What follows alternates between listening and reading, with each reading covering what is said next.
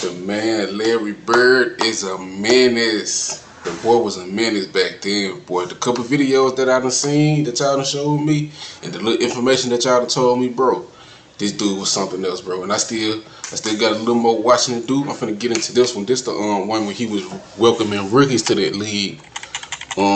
Yep. Player. Welcoming rookies to the NBA. I'm finna get right into this motherfucker. I ain't even finna waste y'all time. Ain't too much to talk about. I'm finna get right into it, bro. Come on. Around the NBA, everyone has their first moment in the league they still remember. Everyone starts out as a rookie, and when you're a first-year player, whether it's a trash talk exchange, getting owned by a more experienced player, or scoring your first point in the league, those memories stay with you forever. NBA rookies are also not above being starstruck by sharing the court with players they grew up watching. Considering that, things might get even worse when that vet player who's welcoming you is the trash-talking GOAT himself, Larry Bird. Welcome to the Squad Dawkins channel. Here we break down the best welcome to the NBA Larry Bird stories. With the number of players he trash-talked and took to school, if the NBA ever introduces a trash-talking award, it should be named after Larry Bird. The guy was just peerless when it comes to mind games. They said he was the GOAT at this shit. If there was ever gonna be an award for the most trash talker, it's gonna be called the Larry Bird Trash Talking Trophy. I ain't gonna lie, that's hard. With the number of players he trash-talked and took to school, if the NBA ever introduces a trash-talking award, it should be named after Larry Bird. The guy was just peerless when it comes to mind games, as rookie Eddie Johnson found the hard way. Eddie Johnson guested on the Rex Chapman Show published on BasketballNews.com YouTube page. He shared the legendary trash-talking and beating he received from the legendary Celtic legend. He was always talking so much trash to me, and he taught me how to trash talk. I mean, Larry Bird basically taught me how to trash talk. and so there's one game in Boston, he just worked me over, man. Like, I went out for the jump ball, and it was my second game of my career, and Cotton Fitzsimmons started. And I'm scared to death already. You know, not just a Bird, but, you know, I played against McHale in college, so he was cool. But Robert Parrish, I mean, Dennis Johnson, I'm looking at all these dudes, man, and I'm intimidated. I had played against Danny Ainge in college. So, but Bird walks out at the jump, and the veterans on my team said, Eddie, just don't pay attention to him. Fine. Like, yeah, just ignore so him. I'm minding my own business on the jump, and he walks out, and he just stands next to me, and he leans over and he looks at me. And I didn't pay him any attention. He said, do you honestly think you're gonna guard me, motherfucker? Cursed at me. Like, what? I just didn't say nothing. Then he stands up and he looks over at our bench and he looks at Cotton. You all think this rookie gonna guard me? Man, I'm gonna bust you up, just right in my ear. And I'm just looking forward. I'm like, and so by that time, all the guys on the floor is just cracking up, even my teammates. Damn. So I'm like, would this official please throw this ball up? So the official couldn't throw the ball up because there was something going on the side. So then finally he walks around, stands in front of me, he said, I'm gonna tell you something right now. I'm gonna wear your ass out.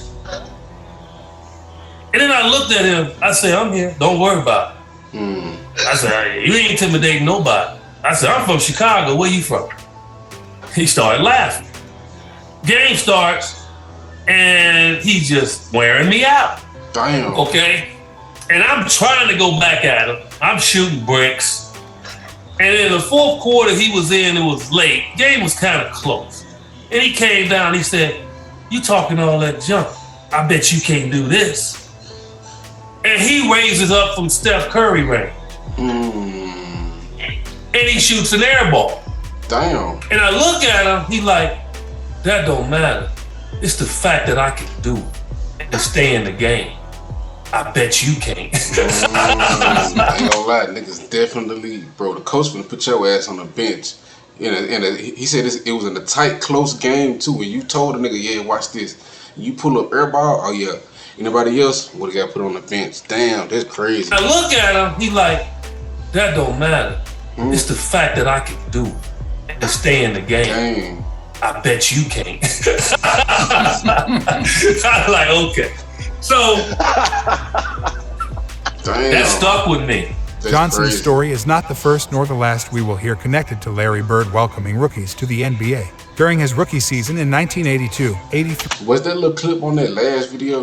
Dominique Wilkins walked over to four-year pro Larry Bird right before tip-off. Bird, of course, was having none of it. And that was the first time Bird ever talked trash to me. It was my rookie season, my first game I ever played against him. What'd he say? I can't even tell you what he said.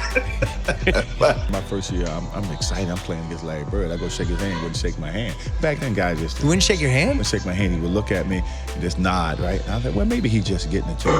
It didn't end just without acknowledging the rookie Wilkins. Bird continued hitting him with the trash talk. And so the first time I'm guarding, he said, you don't even belong in this league. He shoots a three. Wham! I said, okay. Next time he comes down, he said, I don't know why they got you guarding me. He hits another three. Now I'm really mad now. Right.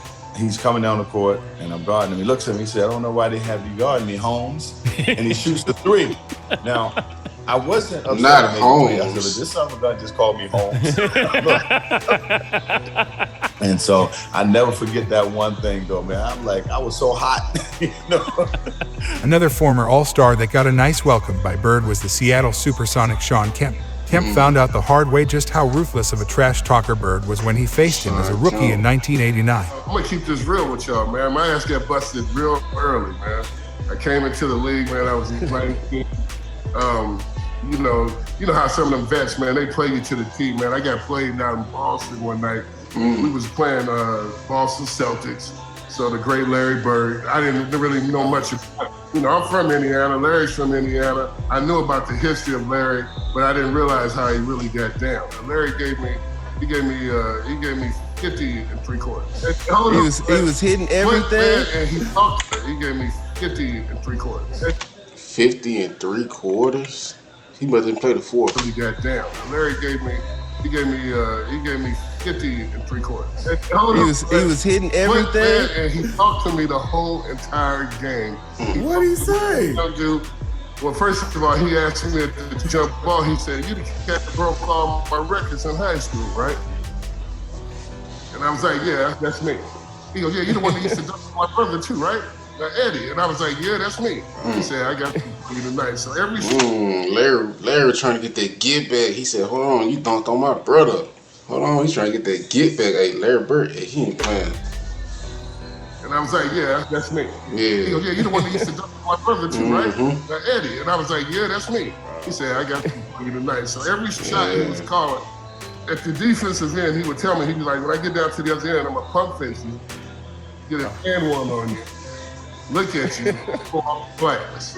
That's how cold Larry Bird was. And I was to the point of like, look, I'm going to foul him so hard that he's basically going to take his will. He started shooting the ball with his left hand, man. I was trying to foul his right arm. He was shooting with his left hand, banking it off on me, looking at me, still slapping me on my butt and everything, telling me everything.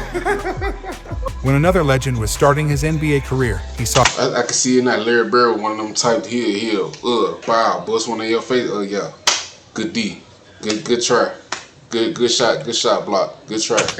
Good D. But he still made a shot on your ass. He slapping me on my butt and everything. Good D. Telling me everything. Crazy. When another legend was starting his NBA career, That's he crazy. saw firsthand how great Larry was and how serious he was about fulfilling his promises. John Stockton saw Larry Legend doing his thing at a young age, which is something he'll never forget. Back in 2018, during an appearance on The Dan Patrick Show, the Utah Jazz legend talked about his favorite Larry Bird story of all time, and he didn't hesitate, choosing one that he lived during his first campaign in the association. I remember as a rookie, he came in, he walked by our bench at the Salt Palace and said, "I feel like 43 tonight." Damn. And he came out, he scored 43 in the third quarter and checked himself out with a 20-point victory, and I was fairly impressed with that one. So he just picks a random number. I feel like 43. Damn. And he says it to the bench? Yeah. Nah, that's it was crazy. fairly impressive, especially when he backed it up. In 2018, the former Orlando Magic sharpshooter Dennis Scott told another Bird welcome to the NBA story. Scott, who was selected by the Magic with the 4th pick of the 1990 NBA draft, detailed how Bird shut him up with his legendary trash talk and basketball skills. Bird was the only one that really kind of, in his soft-spoken way, when you talk about guys talking trash. Yeah. "Hey, Rook, good to see you. Hey, big college career. I'm going to catch the ball. I'm going to pump fake. You're going to reach for it. You're going to get fouled. 2 tweaks. You're going to have a seat. Lo and behold, Dan, he catches the ball. He pump fakes. I go for it. I reach. First foul. I come down court. Scott Skiles kicks me the ball. I shoot a 3. In your face, Larry Legend. Yes, I'm feeling good, Dan. He catches the ball again. Catches it. My dumb self reaches for it again. Damn. Don't have a seat. I see second quarter, Russ. You Richie teach. Yes, I'm feeling good, Dan. He catches the ball again, catches it. My dumb self reaches for it again. Tweet, don't have a seat. I see second quarter, Russ. So that's how Larry Bird pushes me into the NBA. Clyde Drexler is possibly the most underappreciated Hall of Famer in NBA history. The high-flying Drexler was the Blazers' 14th selection in the 1983 NBA draft. He, too, quickly learned on the greatness of Bird and his trash talking. I was guarding in my rookie year. He looked at me and he goes, "You can't stop me." And I looked at him and I said, "Gosh, boy, you're so confident." Bird could not believe the gall from a rookie Drexler. He issued a stern retort before resuming his destruction of the young Blazers swingman. He was confident. You're a rookie. You don't know anything. He proceeded to score like 10 straight points off him. The coach took me out the game. He walks by and he's laughing at me. Essentially, Drexler rivaled Bird as one of the league's elite wings and took Larry Legend's spot as one of the very best when the Celtics star retired in 1992. Still, despite his eventual place among the game's top stars, Clyde learned almost immediately never to speak back to Bird. In 1992, the best players from various colleges were called in to face the Dream Team for their first scrimmage. Future All-Stars Chris Webber, Penny Hardaway, Allen I heard about that Dream Team, boy. faced the Dream Team for their first scrimmage. Future All-Stars Chris Webber, Penny Hardaway, Allen Houston, Grant Hill, and Jamal Mashburn were part of the team dubbed the College All-Stars. Webber, who won the Rookie of the Year award in 1994, was given a stern warning by Larry Legend before the game. By Webber, Bird told him to make sure he's getting his sleep because tomorrow Bird is going to bust his ass, and that he is going to remember it the rest of the week. Another angle to the Bird ain't no way he said, "Nigga, you better get your rest. I'm finna whoop some ass." by Larry Legend before the game. By Webber, Bird told him to make sure he's getting his sleep because tomorrow Bird is going to bust his ass, and that he is going to remember it the rest of the week. Another angle to the Bird in the 1992 College All-Stars was brought by Jamal Mashburn. According to Mashburn, he, along with Webber, Houston, and Rodney Rogers, was given first-hand experience of Larry Bird's trash talking the very first time they met Larry Legend. And Larry Bird, you don't realize how big Larry Bird is until you stand up close to Larry Bird. He walked by us and he says, "Y'all those like college guys?" And we was like, yeah, we the college guys. And he looked at us and he said, "Get some fucking rest. It's gonna be a long week," and walked off. And we was like, what the hell? And so we just excited. We like, oh, he just talking shit or whatever. Exactly. That's kind of exactly. You probably thinking like, man, he just trying to intimidate us. He ain't talking about nothing. He really about to. Y'all really need to get their rest. And so that we just excited. We like, oh, he just talking shit or whatever. But that's kind of cool, though. That's like, you know who we are. But he ain't call us by Chris Webber and Jamal Mashburn. He's like, y'all them college kids. And then something happened. We're sitting there, and we get back to the hotel. Rodney Rogers says something to, it's a group of them. It's Larry Bird, Magic Johnson, and everybody shooting the shit. Yep. And Rodney Rogers said, "Hey, Larry, you ain't hit a jumper since '84. Magic heard that shit. And we ain't think none of it. The next day we came in, and I never seen this. And this one I was like, this is a different breed. Magic Johnson fed Larry Bird the ball probably about 8 times in a row down court. Larry Bird got the ball on Rodney Rogers, and every time he was about to make a move, he told him what he was going to do. One dribble, pull up, going left, off glass. Damn. You call it off glass backboard shot? Hold on. Backboard shot? He told him what he was going to do. One dribble, pull up, going left, off glass. One dribble, going right, spin, shot, bucket. He scored 9 times or 8 times in a row. Left the court to go lay down because he couldn't sit on a bench. Right, he had to lay down his because of his back. Damn. And said, "Young fella, look like 84, huh?"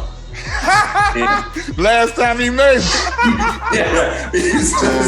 So I'm sitting there and I'm like, wow. I said, so that's they kicked our ass for the rest of the week. Weber finally added another awesome bird story from that scrimmage. C-Web shared the small trash talk that Larry Legend threw at Rodney Rogers and the young prospects as he was lighting them up with his sharp shooting skills. We wanted to see Bird and to be able to practice with him, see how he worked out, see how he shot, see the junk that he talked constantly. Why do you think my generation grew up talking so much, guys? They taught us how to do it. We used to watch all those blooper tapes and everything else. The best was my man Rodney Rogers. Strong, fast, quick, athletic, and Bird just set him up in the corner.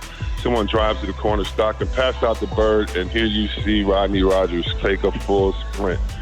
And I'm talking about, you know how Zion blocked that shot a couple weeks ago? Yeah. That's where like where Rodney Rogers came from. Except, unlike the young kid that shot the shot, in the middle of him being in the midair, Bird says, "Welcome to the parachute club, rookie," and watches him go by him. He said shoots the ball, and like Curry does what Bird did, because he shot it and just kept walking down, like shaking his head like these dumb youngsters. They'll never get it. For Bird, it didn't matter if you were a future legend like Dominique Wilkins or John Stockton, or someone who also repped his home state of Indiana, or just a white guy, you got treated by Larry Legend, even if it's your first experience in the NBA. Tell us in the comments, who is the best trash-talking player in the NBA right now? If you enjoy this video, hit the like button, share, and subscribe. Shit, for more basketball right now, content, I can't even. Right now, it's a bunch of them, but I ain't gonna lie, it's a lot of people just be trying to act like they bullies and shit, like Dylan Brooks and shit. I don't know, it might be Draymond or some shit for right now, like Jimmy Butler or some shit, Devin Booker or some shit like that. But I ain't gonna lie. They basically was saying a bunch of shit y'all was already saying up in my comments, but y'all already been up on it. I still got a couple Larry Bird films I do need to look at. I got a couple in the playlist that I gotta go watch. I'm finna add this one to the Larry Bird reaction playlist too. You make this funny video, hit that like. We finna hit 3K subs, bro. Probably today or tomorrow for sure. Hey, appreciate all y'all. Be on the lookout for the next one. Let's do it. Larry Bird going crazy, bro.